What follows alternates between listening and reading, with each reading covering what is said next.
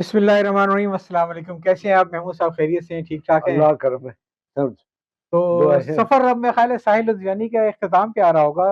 ان کی زندگی آپ کی 4 قسطیں تو بڑی عمدہ ہو گئی ہیں، ابھی آج انشاءاللہ 5ویں قسط ہے۔ ان کی زندگی کا سفر تو 1980 میں غالباً پورا ہو چکا تھا، لیکن فنکار تھے، فنکار تو ہمیشہ زندہ رہتا ہے۔ 60 سال میں بھی چند جی مہینے باقی تھے۔ تب ہم شروع کرتے ہیں۔ جی بالکل۔ دیکھیے، ساحل نے فلموں کے لیے نغمہ گاری بھی بہت کی۔ جی بلکہ جب وہ پاکستان لاہور سے انڈیا گیا تھا تو چاہتا یہی تھا کہ فلموں میں وہ غربت میں جو گزرا تھا تو وہ غربت کی زندگی سے چھٹکارا حاصل کرنا میں خیال ہے چاہتا ان ہے۔ چند مسلمان فنکاروں میں سے ایک تھے جو تقسیم ہند کے بعد بجائے پاکستان رہنے کے انہوں نے ہندوستان جانا پسند کیا۔ ہاں، ساحل لدھیانوی نے فلموں کے لیے بھی نغمہ نگاری کی۔ دراصل جب وہ لاہور سے انڈیا گیا تو اس کی خواہش یہ تھی کہ فلموں کے لیے لکھے۔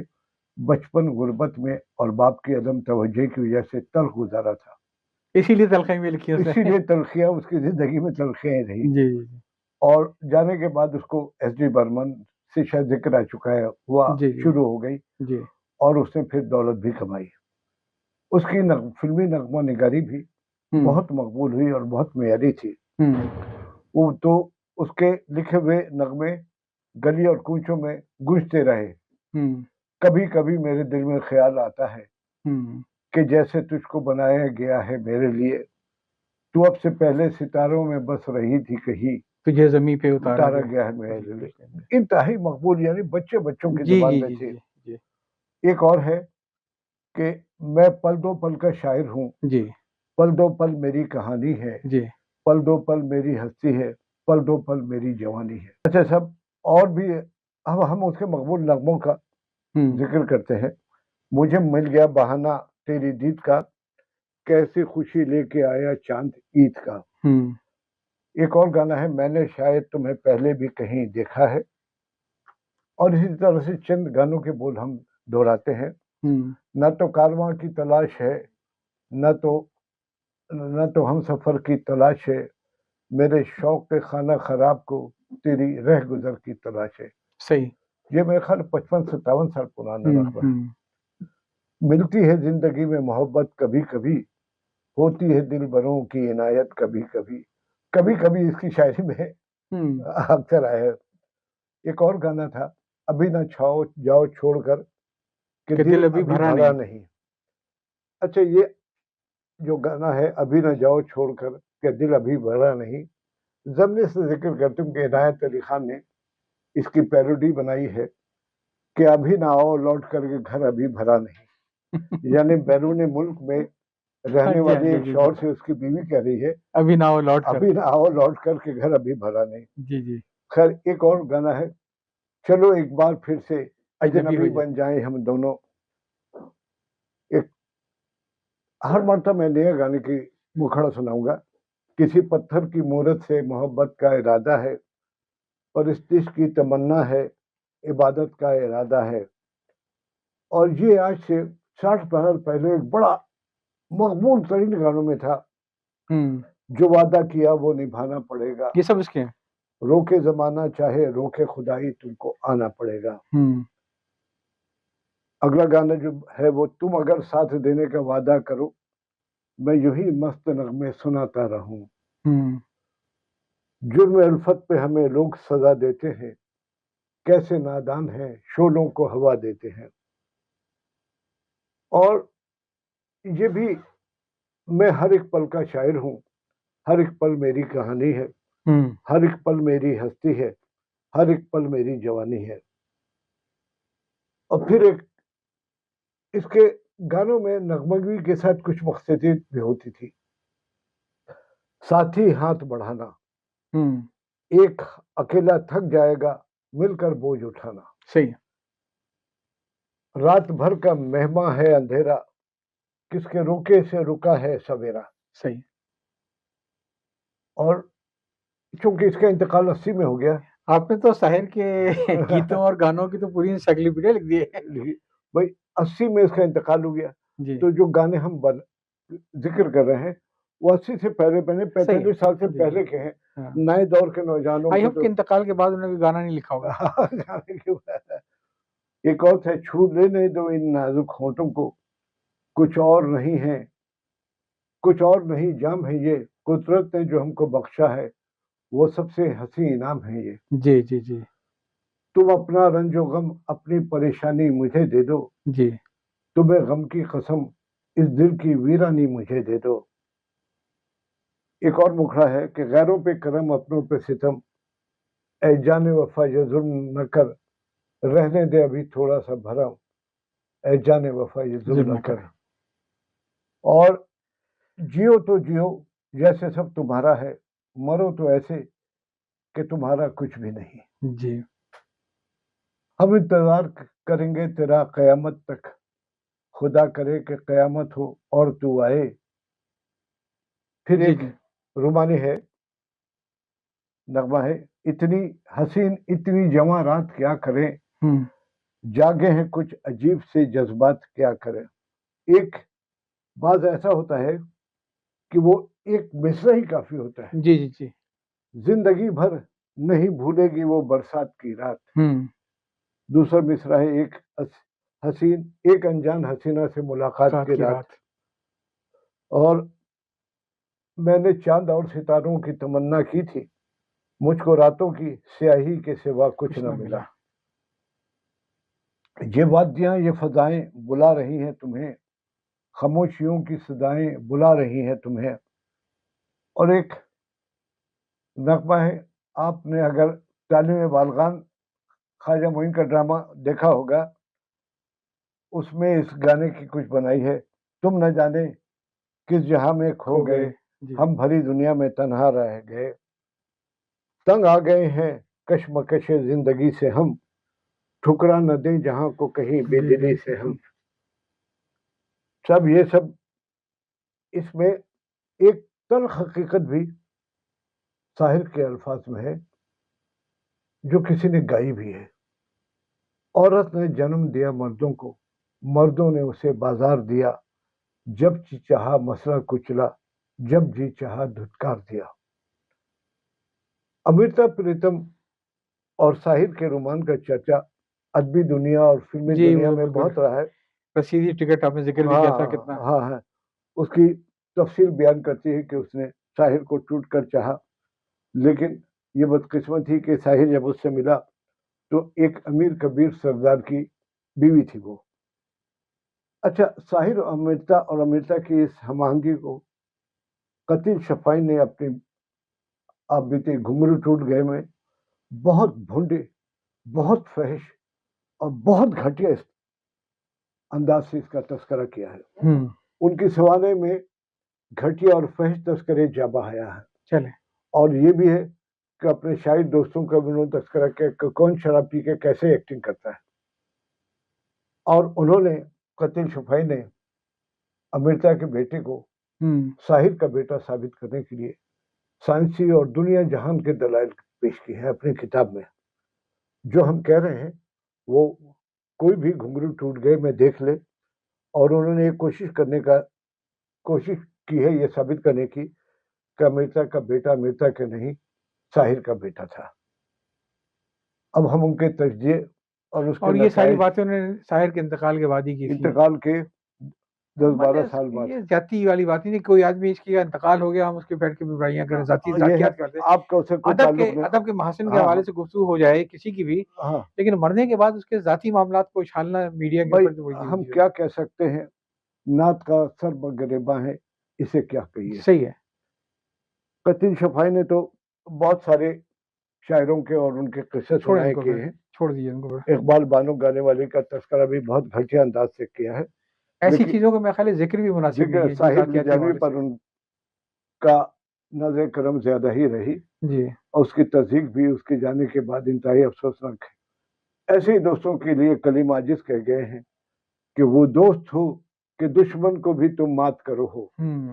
پورا شعر ہے، دن ایک ستم رات کرو ہو، وہ دوست ہو کہ دشمن کو بھی تم مات کرو ہو، تم قتل کرو ہو کہ کرامات کرو ہو. پورا شعر ہے کہ دامن پہ کوئی چھینٹ نہ خنجر پہ کوئی داغ، تم قتل کرو ہو کہ کرامات کرو ہو. دیکھیں اس میں کوئی شک نہیں کہ ساحر نے بہت تکلیف دہ زندگی گزاری، لیکن اور باپ سے اس کو بھی محبت نہ ملی، نصف درجن عشق یہ کوئی بھی انجام تک نہ پہنچ سکا، ضعیفی، بیماری، شکوک اور تہمات کا شکار ہوا، لیکن اس سب باتوں سے قطع نظر وہ شاعر تھا اور شاعری میں اس نے جھنڈے گاڑے، اور یہی ہمارے مد نظر رہنا چاہیے۔ اور اب ہم تذکرہ کرتے ہیں تاج کی وہ نظم کا کہ وہ نظم ایسی ہے کہ سارا کلام ایک طرف رکھ دیا جائے، پوری اس کی لائف کا، اور وہ تاج محل ایک طرف رکھ دی جائے تو تاج محل اس پر فوقیت رہے گی۔ جی بالکل۔ تو میرا خیال ہے ابھی چند منٹ میں آپ ہی پڑھ دیجئے یہ پوری نظم کہ تاج تیرے میں لیے۔ اس نظم کا حق ادا نہیں کر سکتا، صرف اس کا تسلسل پڑھ دیتا ہوں۔ ہاں ہاں۔ تاج تیرے لیے ایک مظہر الفت ہی سہی، تجھ کو اس وادی رنگی سے عقیدت ہی سہی، میری محبوب کہیں اور ملا کر مجھ کو، بزم شاہی میں غریبوں کا گزر کیا مانی، سب جس راہ میں ہو سطرت شاہی کے نشاں، اس پہ الفت بھری روحوں کا سفر کیا مانی، میری محبوب پسے پردہ تشہیر وفا، تو نے ستوت کے نشانوں کو تو دیکھا ہوتا، مردہ شاہوں کے مقابر سے بہلنے والی اپنے تاریک مکانوں کو تو دیکھا ہوتا، ان گنت لوگوں نے دنیا میں محبت کی ہے، کون کہتا ہے صادق نہ تھے جذبے ان کے، لیکن ان کے لیے تشہیر کا سامان نہیں، کیونکہ وہ لوگ بھی اپنی ہی طرح مفلس تھے، یہ عمارات و مقابر، یہ فصیلیں، یہ حصار، متق الحکم شہنشاہوں کی عظمت کے ستون، سینے دہر کے ناسور میں کہنا ناسور، جذب ہے ان میں تیرے اور میرے اجداد کا خون، میری محبوب انہیں بھی تو محبت ہوگی جن کی سنائی نے بخشی ہے سے شکل جمیل، ان کے پیاروں کے مقابر رہے بے نام و نمود، آج تک جن پہ جلائی نہ کسی نے قندیل، یہ چمنزار، یہ چمنڈا کا کنارہ، یہ محل، یہ منقش در و دیوار، یہ محراب، یہ طاق، ایک شہنشاہ نے دولت کا سہارا لے کر ہم غریبوں کی محبت کا اڑایا ہے مذاق، میری محبوب کہیں اور ملا کر۔ یہ جو تاج محل نظم کا آخری شعر ہے یہ دنیا میں اتنا مقبول ہوا ہے کہ تاج محل نظم کا نام لیتے ہی وہی ایک شعر یاد آ جاتا ہے کہ شہنشاہ نے دولت کا سہارا لے کر ہم غریبوں کی محبت کا اڑایا ہے مذاق۔ اور میرا خیال یہ ہے، میرا ذاتی خیال ہے کہ ساحر نے بہت کلام کہا، بہت کچھ کہا، لیکن پوری زندگی کا کلام ایک طرف کرتے ہیں اور تاج محل نظم ایک طرف ہے، تو اپنی معنویت اور خوبصورتی وغیرہ اور تخیلات کے حساب سے یہ سب پر بھاری ہے۔ محمود صاحب نے ماشاءاللہ بہت اسٹڈی کی ہے ساحل درانی کی، اور ان کی شخصیت کے کئی رخ تھے، ایک گیت نگار کا بھی تھا، غزلیں بھی اچھی کہیں، تو ان کے جو ادب کے جو مختلف ہے اس پہ آپ کو زیادہ کیا چیز پسند ہے، ان کی گیت نگاری یا غزل وغیرہ؟ ان کی نظمیں، ان کی نظمیں وہ نظموں کے شاعر تھا۔ جی جی جی، غزلیں بھی کہی ہیں لیکن بہت کم، لیکن نظموں کا شاعر تھا، نظمیں اس کی۔ اور آپ کے خیال میں کیا اس کا مزاج اس کا ایسا تھا کہ صرف تلخیاں اگر ہوتی تو وہ اچھا کہتا، لیکن وہ زیادہ قصیدہ نگاری والا شاعر نہیں تھا؟ قصیدہ نگاری والا شاعر تو کبھی نہیں تھا۔ جی جی، وہ اس کے کلام میں نور جہاں کے مزار پر ہے ایک نظم ہے اس کی چکلے، جی یہ ہے، اس طرح سے اس نے بڑی تلخ باتیں لکھی ہے۔ اگر ساحر درانی پاکستان رہ گیا ہوتا، انڈیا جانا نہ کرتے تو پھر تو ان کی وہ گیت نگاری کو وہ عروج نہ ملتا جو بامبے میں جا کے ملا۔ ان کی زندگی کو بیشتر عرصہ جیل میں گزرتا اچھا، پاکستان میں جیسے شورش کی، جی، اسے لیکن جوش بھی تو یہیں پہ رہے، وہ تو نہیں گزرے۔ دیکھیے جوش صاحب تو آئے 58 میں جی، اور یہاں آ کر کے انہوں نے اپنی زیادہ تر کوئی زیادہ کلام کا حصہ ہی نہیں کہا۔ میں اس لحاظ سے کہہ رہا ہوں کہ غالباً ساحل درانی اور جوش یہ دونوں ایک خاص حکومت ہے، ترقی پسند اور لیفٹسٹ آپ کہہ سکتے ہیں، تو آپ ان کو ان سے کمپیئر کریں، شورش سے کمپیئر نہ کریں۔ شورش تو آپ کو معلوم ہے وجہ بتا رہا رائٹسٹ تھا، وہ شورش جو تھا وہ بڑا ایک انقلابی اور ایک ٹیررسٹ انداز کا جی جی جی جی، صاحب تو بزدلی تھا۔ اچھا، جوش صاحب جو تھے وہ 58 وغیرہ میں پاکستان آئے، ان کو لالچ دی گئی تھی کہ آپ کو اتنے محلات اور اتنی زمینیں اور اتنے باغات اور اتنے سرما دیے جائیں گے، اور جوش صاحب یہاں آ کر کے ان کی ایک زیادہ چیز سامنے آئی ہے، وہ ہے ان کی یادوں کی باراتوں کی سہانا ہے، اصل میں جو فحش نگاری کا ایک وہ ہم ڈھونڈ لیتے ہیں اس کو۔ تو جو میں چیز سمجھنا چاہ رہا تھا وہ یہ سمجھنا چاہتا کہ جو شاعری کے اندر ہم دیکھیں، شاعری ابھی بھی ہو رہی ہے، اچھی ہو رہی ہے، لیکن وہ جو پرانے زمانے کے جو شعراء تھے جیسے شاعر وغیرہ یہ ہے، اس لیول کی شاعری نہیں آ پا رہی. اس کی وجہ یہ تو نہیں کہ پاکستان میں شراب کی پابندی ہے اور 10 شادیاں لوگ نہیں کرتے ہیں؟ دیکھیے شراب کا شاعری سے تعلق نہیں ہے. قتیل شفائی نے اپنی کتاب میں اس پر بڑی بحث کی ہے. جی. اسے کہا ہے شراب پی کر کے جی انسان کا دماغ سن ہو جاتا ہے, صحیح. سوچ سمجھنے کی صلاحیت تو ختم ہو جاتی ہے اس عرصے تک. تو شاعر کی تو شاعری سوچ اور فکر کا ہی ہے. جی. اور انہوں نے مثال دی کہ میں سگریٹ پیتا تھا, سگریٹ سے سگریٹ پیتا تھا, ڈاکٹر نے بولا چھوڑ دو, میں نے چھوڑ دی. 2 دن بڑی مشکل ہوئی, 2 دن کے بعد پھر رواں ہو گیا, پھر اس کے بعد کبھی نہیں پی. جاوید اختر ہے نا, جی. شبانہ کے میاں جی اور جی جان نثار اختر کے بیٹے, جی جی ان کا ایک انٹرویو میں نے خود دیکھا. ہاں. کہہ رہے جوان ہوئے, بھوپال میں رہتے تھے زیادہ, وہاں شراب پینی شروع کر دی. پھر بامبے آ گئے, اس وقت پیسہ کم تھا تو کم پیتے تھے. بامبے آئے, پیسہ آیا تو بہت پینے لگے. پھر ایک دن انہوں نے کہا کہ میں نے سوچا یہ میں کیا کرتا ہوں, شراب پی کے کوئی ٹیڑے یوں بات کرتا ہے, باتوں میں ریپیٹیشن. تو ایک دن میں نے چھوڑ دی. جی. اور جس وقت انٹرویو ریکارڈ کیا تھا اس وقت انہوں نے بولا 18 سال سے نہیں پی, سامنے رکھی بھی ہو تو نہیں پیتا ہوں. اس کو بھی 25 سال ہو گئے. صحیح ہے. میں آخری بات آپ سے پوچھنا چاہوں گا کہ آپ کے خیال میں جو ساحل رضوانی کا ماضی جو آپ نے بتایا, اس کو والد کے ساتھ جتنی پریشانیاں رہی اور ماں سے کی جو اٹیچمنٹ تھی ساحل رضوانی کی, تو وہ جو زندگی کی تلخیاں تھیں اور جو شراب تھی, اگر یہ دونوں چیز نہ ہوتی, اگر وہ اپنے باپ کی طرح ایک آسودہ حال ہوتے اور بہت ساری شادیاں کی ہوتی اور شراب کبھی نہ ہوتا سلسلہ, تو کیا ساحل اتنا بڑا شاعر بن سکتا تھا کبھی؟ دیکھیے اس کے کلام میں اتنی تلخیاں نہیں ہوتی, اتنی تلخیاں نہیں ہوتی. دیکھیے وہ اچھا شاعر ہو سکتا تھا مگر وہ شاعر نہیں ہو سکتا تھا. شاعر نہیں ہو سکتا تھا, تلخیاں نہیں ہو سکتی تھی. بہت سارے شاعر آسودہ رہے, فیض صاحب بھی ہمیشہ آسودہ رہے, لیکن فیض صاحب غزل کے شاعر تھے. جی. نظمیں کہیں انہوں نے گیت بھی کہے, مجھ سے پہلے سی محبت میرے محبوب نہ مانگ, جی, لیکن وہ غزلوں کے شاعر تھے. بہت لطف آیا آپ کے ساتھ. اچھا یہ بھی کسی نے لکھا ہے میرا خیال ہے حمید اختر نے, کہ جو ماں مر گئی جی جی جی اس کے بعد وہ یتیم ہو گیا. جی بالکل بالکل. اس کی زندگی میں ایک ہی کشش تھی ماں, جی, اور یتیم ہو گیا, اور اس کو ایک ہارٹ اٹیک ہو گیا تو شراب پینی چھوڑ دی پڑی. محمود صاحب بہت لطف آیا, آپ نے تو بہت سارے شاعروں کو کور کیا, لیکن 5 قصوں میں شاعر کو آپ کی وجہ سے جو یہ لطف آیا سننے میں اور پڑھنے میں, تو یقیناً ہمیں یہ ساحل رضوانی کو پڑھنا چاہیے اور اس کے پس منظر گزارنا چاہیے. ایک ساتھ ہی میں خیال ہے ابیات لی جائے انشاءاللہ, تو اگلی بار ملاقات ہوگی انشاءاللہ آپ سے منیر نیازی کے بارے میں. منیر نیازی, چلیے صاحب, یاد چاہتے ہیں. اللہ حافظ.